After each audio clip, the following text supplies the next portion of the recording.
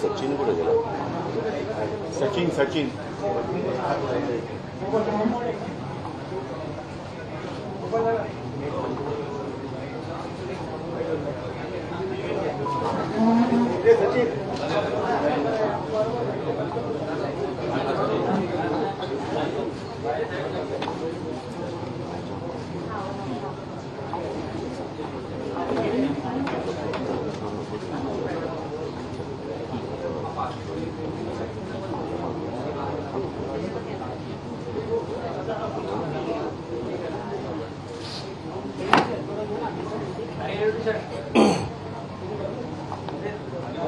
बोलो। राष्ट्रीय हो चुका है तो मराठी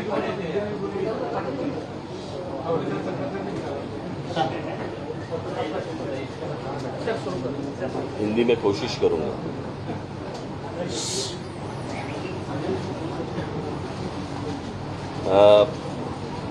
आत्ताची पत्रकार परिषद की मी 6 वाजताची जाहीर केली होती, परंतु काही सूचना या मला असं वाटतं आत्ताच जाणं गरजेचे आहेत, म्हणून मी 6 वाजताची पत्रकार परिषद मी आत्ता 1 वाजता केली।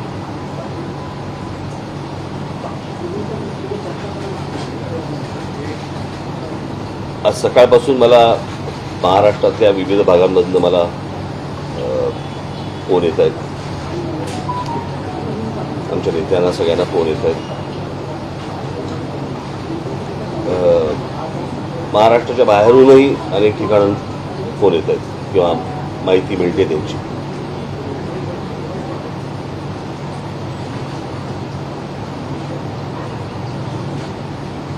पोलिसांचे फोन येत आहेत, पोलीस काही गोष्टी सांगतायत। सर्वसाधारणपणे आता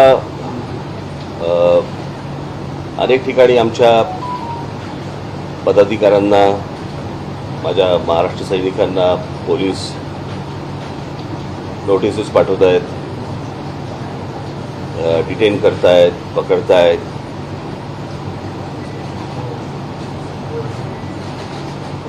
ही गोष्ट फक्त आमच्या बाबतीत का होते एवढाच फक्त आम्हाला प्रश्न आहे। जे कायद्याचं पालन करतायत त्यांना तुम्ही सजा देणार, त्यांना तुम्ही डिटेन करणार, आणि जे कायद्याचं पालन करत नाहीयेत त्यांना तुम्ही मोकळीक देणार। तरी मी आज तुम्हाला एवढं निश्चित सांगेन की जवळपास 90-92% ठिकाणी महाराष्ट्रामध्ये सकाळची अजान झाली नाही। सर्व ठिकाणी आमचे लोक तयारच होते, पण मी खास करून त्या सर्व मशिदींमध्ये जे काही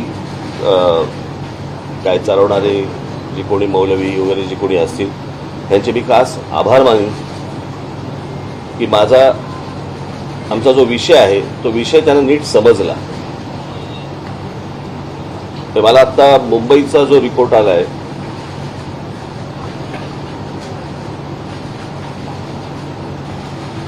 त्या मुंबईच्या रिपोर्टप्रमाणे मुंबईमध्ये 1140 मशिदी आहेत आणि त्याच्यापैकी 135 मशिदींवरती सकाळची अजान 5 वाजायच्या आत लावली गेली।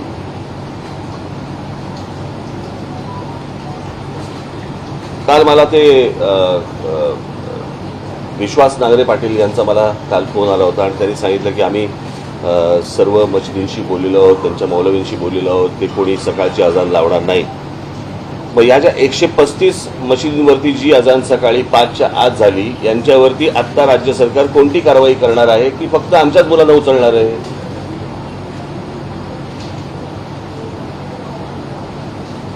एक विषय मला असं वाटतं आपण समजून घेतला पाहिजे। हा विषय क्रेडिटचा नाहीये की हे आमच्यामुळे झालं किंवा कोणामुळे झालं, हा विषय नाही आहे. मला असं वाटतं की सामंजस्याने जर सगळ्यांनी जर हे विषय नीट हाताळले तर हा विषय सगळ्यांचा आहे. म्हणजे हा एकटा क्रेडिट काय बाबा आमच्यामुळे 92% ठिकाणी अजान झाली नाही, मला नाही असल्या क्रेडिट घ्यायची इच्छा पण नाही. आम्ही हे फक्त बोललो, तुम्ही ही गोष्ट दाखवली, लोकांपर्यंत पोहोचवली, लोकांनी ही मान्य केली. त्याच्यामध्ये ज्या मशिदी होत्या त्या मशिदीमधले जे मौलवी होते त्यातल्या अनेकांना हा विषय समजला, त्यांच्यापर्यंत पोहोचला, सरकारपर्यंत पोहोचला. सरकारमधल्या मी पोलीस दलाला देखील मी धन्यवाद देईन की त्यांनी ह्या सगळ्या गोष्टींची काळजी घेतली. मी तुम्हालाही खास करून धन्यवाद देईन की तुम्ही हा लोकांपर्यंत नीट विषय पोहोचवलात. त्याच्यामुळे मला असं वाटतं की हा एक कलेक्टिव्ह एफर्ट होता आणि ज्याच्यातनं लोकांना जो त्रास दिवसभराचा होतो तो कमी होईल किंवा बंद होईल ही यातनं अपेक्षा आहे. हा विषय फक्त काही मशिदींवरच्या भोंग्यांचा आहे अशातला भाग नाही. मंदिरांवरती काही ठिकाणी आहेत तेही खाली आले पाहिजे. ज्याचा ज्याचा या गोष्टींचा लोकांना त्रास होतो मला असं वाटतं ती गोष्ट बंद झाली पाहिजे. मला काल विश्वास नांगरे पाटलांनी मला सांगितलं की आम्ही इतक्या आमच्याकडे ॲप्लिकेशन्स आले आणि इतक्या आम्ही मशिदींच्या भोंग्यांना आम्ही परवानगी दिली. मला एक गोष्ट कळत नाही आहे की आत्ता मुंबईत महाराष्ट्रामध्ये ज्या मशिदी आहेत यातल्या बहुतांशी मशिदी या अनधिकृत आहेत. अनधिकृत मशिदींवरती लागलेले भोंगे हे अनधिकृत आहेत आणि त्यांना सरकार परवानगी देते अधिकृत. हे माझ्या कल्पनेच्या बाहेरची गोष्ट आहे, कोणाच्याही कल्पनेच्या बाहेरची गोष्ट आहे. अनधिकृत गोष्टींना तुम्ही अधिकृत परवाने देताय कशासाठी, कोणासाठी देताय? आणि मी आत्ताची पत्रकार परिषद ही घेणं एवढंच माझं आत्ताचं कारण आहे की हा विषय फक्त सकाळच्या अजान पुरताचा नाही आहे.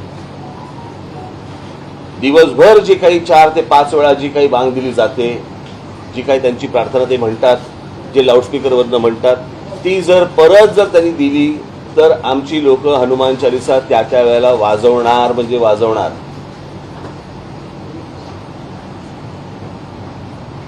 प्रश्न असा आहे की सुप्रीम कोर्टाच्या आदेशाचं पालन जर समजा तुम्हाला करायचं असेल तर सुप्रीम कोर्टाने सांगितलेले डेसिबल्स मी काल माझ्या पत्रामध्ये दिलेले आहेत. साधारणपणे जिकडे लोकवस्ती असते त्या लोकवस्तीमध्ये 45 ते 55 डेसिबल पर्यंत तुम्ही स्पीकर लावू शकता परवानगी घेऊन. काल विश्वास नांगरे पाटलांनी मला जे सांगितलं की आम्ही त्यांना परवानगी दिलेली आहे, तुम्ही 365 दिवसाची कशी काय देऊ शकता?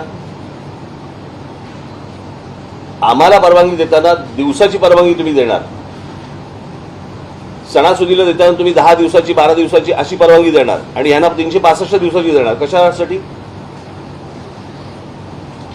आणि मला असं वाटतं ह्यांनी पण रोजच्या रोज परवानगी मागितली पाहिजे, तीही सुप्रीम कोर्टाने सांगितलेल्या डेसिबलच्या नियमात बसून. आता ते जे 45 ते 55 डेसिबल सांगितलंय म्हणजे आपल्या घरचा जो मिक्सर असतो त्या मिक्सरचा जो आवाज येतो तेवढे डेसिबल, याच्यावरती जाता येणार नाही. आता प्रश्न असा आहे, मी सांगितलं होतं की हे पहिले भोंगे खाली उतरवा. पोलिसांना काय एकच धंदा आहे का रोज सकाळी डेसिबल मोजत बसायचं? लोकांनी फक्त एवढीच गोष्ट करत बसायची का की यांचे डेसिबल जास्ती आहे का कमी आहे? तुम्हाला प्रार्थना म्हणायची आहे, तुम्हाला तुमच्या मशिदीमध्ये प्रार्थना म्हणायची आहे, म्हणा. तुम्हाला माईक लागतो कशाला आणि लाऊडस्पीकर लागतो कशाला? कोणाला ऐकवायचंय तुम्हाला?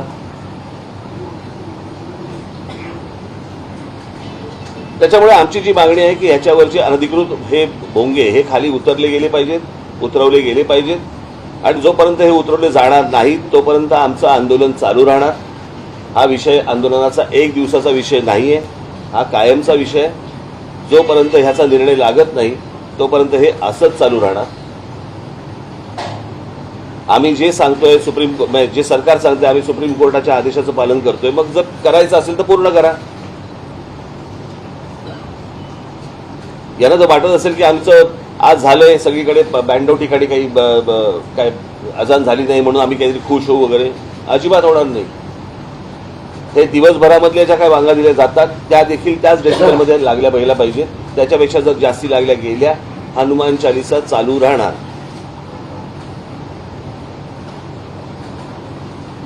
यांचा जर या बाबतीत, बरं मी काल पण सांगितलंय, परत एकदा सांगतो, हा सामाजिक विषय, हा धार्मिक विषय नाही. याला जर धार्मिक वळण द्यायचा जर त्यांनी प्रयत्न केला तर त्याला आम्ही धार्मिक वळण देऊ. आमची अजिबात इच्छा नाही की कुठे शांतता बिघडावी या महाराष्ट्रातली, देशातली, किंवा कुठे दंगली व्हाव्यात. अजिबात इच्छा नाही, गरज पण नाही. तुमच्या जर लक्षात असेल तर परवा दिवशी माझ्या संभाजीनगरला भाषण चालू असताना ज्या वेळेला तिकडे बांग दिली गेली त्यावेळेला मी हे पोलिसांना सांगितलं. अन्यथा ते जर भडकवायचं असतं तर तिथे काय लेवल प्रकरण झालं असतं मला जरा सांगा. सो आम्ही ही गोष्ट शांततेमध्ये समजून सांगतोय. सरकारनी पण ती गोष्ट ऐकावी, समजून घ्यावी, पोलिसांनी समजून घ्यावी. आता त्या आमच्या लोकांची धरपकड कशासाठी धरपकड करते मला कळत नाही. मला मोबाईलच्या काळात कम्युनिकेशनची साधनं एवढी सगळ्या बाजूनी असताना तुम्ही माणसं पकडून काय होणार आहे, हातामध्ये काय लागणार तुमच्या. हे अजून 60-70च्या दशकामधला विचार करतायत का की राज ठाकरेचं भाषण सुरू झाल्यावरती तिकडची वीज बंद करा. अरे वीज काय बंद करायची, मोबाईलवरती दिसतं की भाषण. इतका मूर्खपणा हे कुठच्या काळामध्ये जगतायत मला कल्पना नाही. मला आपल्या सर्वांच्या माध्यमातून फक्त मला एवढंच सांगायचं होतं, हा विषय एक दिवसाचा नाही. माझ्या महाराष्ट्र सैनिकांना पण मला हेच सांगायचं आहे. माझ्या महाराष्ट्रामधल्या माझ्या हिंदू बांधवांना पण हीच मला गोष्ट सांगायची आहे की हा विषय एक दिवसाचा नाही. ज्या ज्या मशिदींमधले मौलवी ऐकणार नाहीत, जिकडे लाऊडस्पीकर लागतील तिकडे हनुमान चालीसा त्याच्या दुप्पट आवाजात लागला गेला पाहिजे. त्याशिवाय हे त्यांना जर समजणार नसेल. आणि मी पोलिसांच्या कारवाईची मी अपेक्षा करतोय की या 135 मशिदींवरती मुंबईतल्या खास करून महाराष्ट्रातले तिकडचे जे काही कमिशनर असतील ते बघतील, पण मुंबईचे पोलीस कमिशनर, मुंबईचे पोलीस हे या 135 मशिदींवरती काय कारवाई करणार आहेत आणि करणार आहेत की नाही करणार आहेत हे एकदा समजू देत. ते त्यांच्या धर्माला जर समजा घट्ट राहणार असतील तर आम्हाला पण आमच्या धर्माला घट्ट राहावं लागेल.